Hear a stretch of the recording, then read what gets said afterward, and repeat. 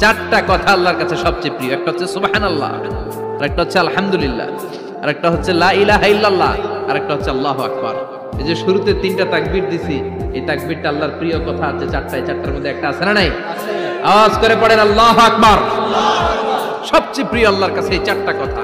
লা ইয়াদুররুকা বিআইয়িহিন্না বাদাতা, বিষ্ণু বললেন এই চারটার যেটা দিয়ে শুরু করতে মন চাই করো, কোনো সমস্যা নেই। সুবহানাল্লাহ পড়েন। এজন্য ফরজ নামাজের পরে এই তাসবিহগুলো পড়বেন। আব্দুল্লাহ ইবনে আমর ইবনে উলাস তিনি বর্ণনা করেন, আমি বিশ্বনবীকে আঙ্গুলের গিরা দিয়ে এই তাসবিহগুলো পড়তে দেখেছি।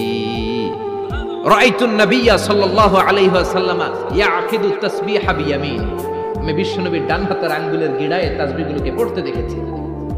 পড়তে রাজি আছেন? ডান হাত তোলেন, এই আঙ্গুলের করের মধ্যে এইভাবে রাখেন, এইভাবে রেখে নামাজের পরেই সুবহানাল্লাহ আলহামদুলিল্লাহ পড়তে রাজি আছেন?